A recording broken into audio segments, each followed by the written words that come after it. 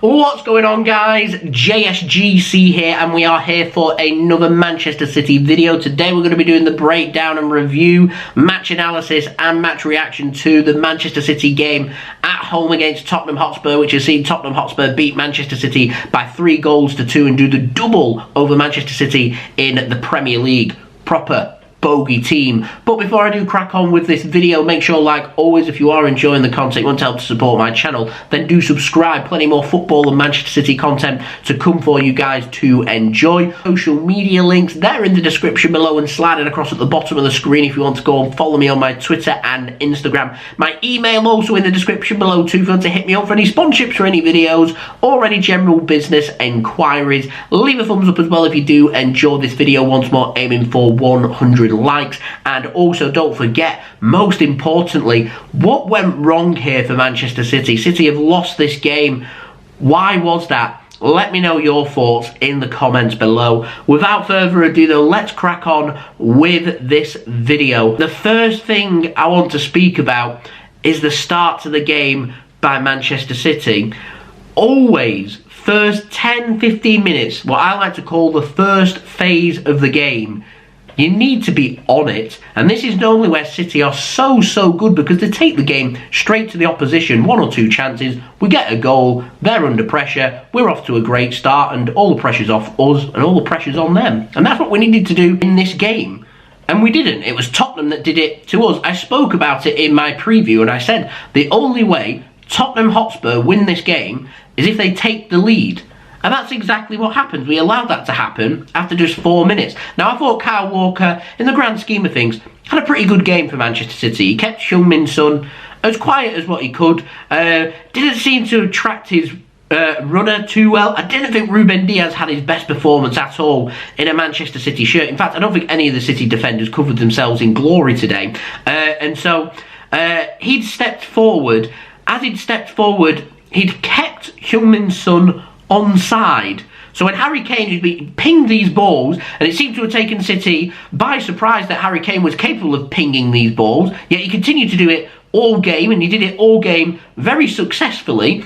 It took City by surprise, and Son-Heung Min, we allowed him near enough a one-on-one opportunity with Ederson. My only surprise was Son-Heung Min didn't put the ball into the back of the net himself. He very unselfishly just squared it across and yeah, put into the back of the net.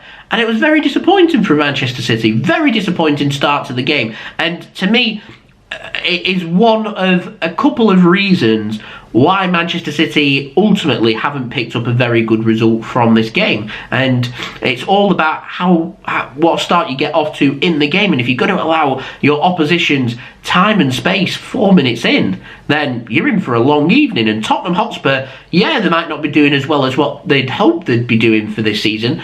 They've still got decent players being led by a decent manager. Don't let it fool that Tottenham weren't in a great run of form. And I think it was, not won 1 in 5, I think it was. I never once went into this game thinking that this was going to be a straight and easy game for Manchester City. With the system that Tottenham like to play, they seem to always play up when playing against Manchester City as well. They just seem, like I said, they seem to be our bogey team. They seem to just have our number. They're a Wigan Athletic, okay? They're a bright pain to us. And so, even more so that we should be gunning to go out there and have a point to prove, to go and rectify it, because we lost at Tottenham Hotspur Stadium. We didn't have a very good game in that first game of the season, and I hope that the players would have turned up and said, actually, we've got a point to prove against Tottenham Hotspur. You're one of only a couple of teams that have beaten Manchester City this season, and we want to go out there and hand you a walloping, basically. And it just didn't seem to link up and click for Manchester City. Now, the next thing I want to speak about as to why this didn't go right for Manchester City is not starting Riyad Mahrez. He's our top goal scorer, and I don't know why Pep Guardiola did that. I love Pep Guardiola. I think he's a brilliant manager. I think he's one of, if not the best manager ever. I could go that far, because he's just an incredible manager. And I'm not going to sit here with no coaching badges and start questioning the decision of a genius in the game. But I'm not too sure why Riyad Mahrez didn't start in this game. And like I said, he's City's top goal scorer. He's been great on the right-hand side, putting always putting in 7s, 8 out of 10s, like Rodri, like Bernardo Silva. He's one of the first names on the team sheet for me, and I don't get why he didn't start in this game. It's like City just changed it up a little bit, and we went with Ilkay Gundoagn, the surprise man, ahead of Riyad Mahrez. It just seemed disorientated. I wasn't too sure as to who was playing the false nine and what the role of Kevin De Bruyne was in this game, which seemed to be just get it out wide and then whip a ball into the box, which we haven't got any players to whip the ball into the box too. Tottenham are playing with 3 centre-backs who are all over 6 foot. We've got Eric Dyer, who's a central defensive midfielder, playing as a centre-back, winning every single header. So I couldn't make sense. Couldn't make sense of that strategy. To me, we looked a lot more dynamic and we looked better with Mahrez on that pitch. I don't get why he didn't start, so do I think that's to blame for City not getting a positive result here? I'm not so sure. Like I said, I'd have preferred City to have defended properly, if I'm completely honest. And I think that takes me on to the most crucial reason here for Manchester City as to why this game didn't go to plan for us, and I can't make sense of it. I really cannot wrap my head around it. I could analyse this, I could over-analyse this performance, and I still can't make sense of it. Because Manchester City's defence has been incredibly good this season. When we have picked up negative results, away against Tottenham Hotspur, the draw at home against Southampton, the loss 2-0 against Crystal Palace. Never once, even though we've had disappointing results this season, never once have I ever thought to myself, that wasn't a very good performance from the Manchester City defence. It's always been City haven't been clinical in front of goal. I don't think that's the issue here today, because we scored twice, and if you said to me before the game, Manchester City scored 2, I would say to you, fabulous, I'll take that, because we'll nil Tottenham, or if there's a score, they'll score once. And never in my wildest dreams would I think that Tottenham would score 3 goals. They had a goal chalked out through VAR because they could have had 4. Never once in my wildest dreams did I think that City couldn't defend. And when we equalised through Riyad Mahrez with a brilliant penalty, we only had a couple of minutes. Yes, we want to go up the other end and score and keep the momentum going, but you do the simple things in football, which is hold your formation, hold your number, and work as a team. And it just wasn't clicking at the back at all. There was space left, right and centre. City's defence was so open, and at not one point this season have I ever thought to myself, City's defence is really open here, and it's going to get exploited. Yet for the whole 90 minutes here, it was open, and it was Harry Kane that was just dictating everything that was happening. Now, if Harry Kane's causing all the problems, get a player that's going to man-mark him out of the game. Now, Rodri, to me, didn't have a very good game here for Manchester City. I'm not going to sit here and point fingers, because I think Rodri's been a brilliant player for Manchester City this season. He's had an outstanding season. He's had an off day here. He didn't look like he was match fit. I don't know what the reason was that for, and maybe he's feeling a bit of fatigue in his leg. He's played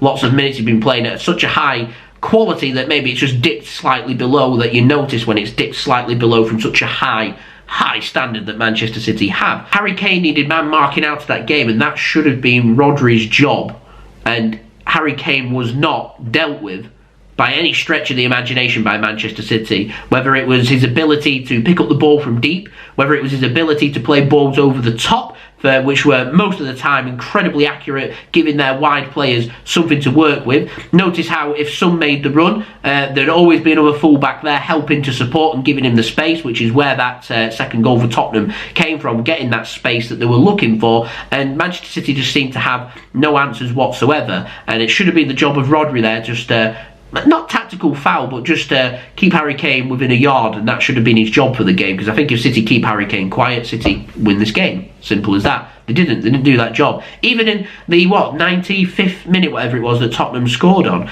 they put the ball into the box. It was very obvious that Tottenham were looking for the wide areas for them to put across into the box. City have just found the equaliser. All the momentum is with Manchester City. We have one job to do: defend one cross into the box. Why were they not closed down? And why could they not keep Harry Kane from winning that header? And it's them decisive moments. It just always seems to be us against Tottenham where these moments happen. Bogey team, like I said. But it's just such weak defending from Manchester City. And like I said, I haven't accused City at all this season of being weak in defence. And I thought this was one of the worst Manchester City defensive performances that I've seen probably for the last couple of seasons. And so... yeah, they're my thoughts. In terms of the actual review of the game, did anyone from Manchester City have we scored a couple of goals. Ilkay Gundoagn got himself a goal, a well-taken goal. Riyad Mahrez was brilliant when he came on. His penalty in such a decisive moment was brilliant as well. So there was plus points to this game as well. It's just City defensively were not on it, and the gap between midfield and defence was too big. Gundogan, De Bruyne, Bernardo Silva, were they tracking back enough? Were they helping the defence out? City just didn't look solid at the back. It looked all over the place. It looked ridiculous, quite frankly, for a defensive point of view. And that, I would hope, would be needs sorting. We have two massive Premier League games coming up. Two. Everton away, Manchester United at home. These are two season-defying Premier League games for me. These are two must-win games for Manchester City. Liverpool, they play midweek because they've got the Carabao Cup final next Sunday. So they're going to play that extra game in hand, and they have the opportunity to not only play a bit of catch-up on City's goal difference, but go 3 points behind Manchester City, and they still have City to play. And of course, when City play next Saturday, then Liverpool will have that game in hand on us, and City, that's a must-win game against Everton. Anything other than a win, and that's very, very disappointing, and I'll start then thinking that we're well and truly in a proper title race with us and Liverpool once more. But at the moment we've got a little bit of clear daylight. It's still in our hands, and we need to make sure we keep it in our hands. We've had a nice lead at the top. It's shrinking, and City need to make sure now, get a couple of big results, and then that'll start to accumulate up nicely, in my opinion, because City's got a pretty difficult end to the season with the fixtures. Liverpool's got a pretty difficult little middle pack of games, including an away game at the Etihad, and we need to make sure that we're completely on it. That game against Liverpool is going to be crucial, because I can't imagine Liverpool being more than 3 points clear of City by the time that game comes about, and I can't imagine Manchester City having 10, 11 points on Liverpool by the time that game comes about as well. So that game's going to be absolutely massive, and if we'd won this game, that game against Liverpool wouldn't have had as much importance as what it now does. That is a massive game, but for that to be a massive game, Everton, Manchester United, two must-win games, 6 points available. We must get 6 points. We need to respond from this game against Tottenham. In terms of a very quick review, disappointing first goal for City to concede. Weren't the best ball in from Raheem Sterling for the equaliser. Hugo Lloris should have gathered it in. It was instead rebounded out, and Ilkay Gundoagn did well, tucked it home for Manchester City for an equaliser. Tottenham then retook the lead through Harry Kane, which was a well-taken finish from Harry Kane with a nice ball into the box. It was into the top corner with, I thought Harry Kane had a very good game, which is very annoying considering we was trying to sign him in the summer. Looked like he had a point to prove. Typical. Anyway, and then in the 92nd minute, VAR, referee goes over to have a look, and Romero's got his arm up while sliding down, hits his arm, handball, penalty Manchester City. Riyad Mahrez into the roof of the net. Lloris goes the right way, stands no chance. It's a brilliant penalty. That should have been a point for Manchester City there, and I'm sitting here saying actually that is a point that could well be crucial come the end of the season, and we blew it because Tottenham just went up the other end, put a cross into the box. Kane wins the header. Walker, he's not going to beat Kane in the air, but why has he got the space? Why have he allowed the cross? City's defence. Anyway, it was a well-taken goal from Harry Kane, and as I said in my live stream, it's not often I do this, but my JSGC man of the match went to Harry Kane because I thought he was just sublime, and City had no answers to him whatsoever. And I think if City are interested in signing Harry Kane, which maybe that's what Harry Kane was looking for, I think Tottenham may have just added an extra 30-40 million pound onto his price tag, and Harry Kane looks like he's pretty committed to Tottenham Hotspur. So yeah, I mean, I can look at strikers as well. I'm sure people will be saying City need a tall physical striker. Why didn't we bring on Delap? Why didn't we sign a physical striker to put these crosses into? But I don't think being clinical and scoring goals was the problem here for City today for once. I did think though it was with defence and being a gap too big between midfield and defence, and our defence just looking disorganised and being all over the place. And like I said, they just didn't close down Harry Kane. They gave him way too much space. They weren't on it. Maybe Fernandinho could have been an extra man in midfield, and his job could have been to make sure that Harry Kane has no space, foul him, be on him, push him, tackle him, injure him, do whatever, rough him up, Just stop him from pinging these balls across, stop him from making them runs into the box, and stop him from doing anything. And I thought that didn't happen in this game, and that's disappointing.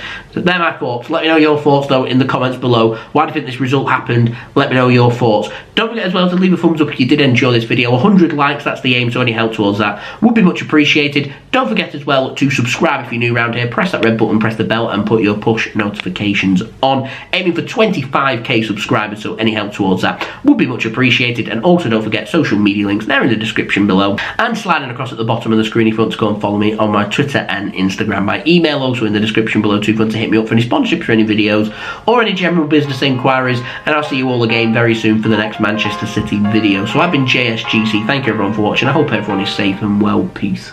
Ciao for now.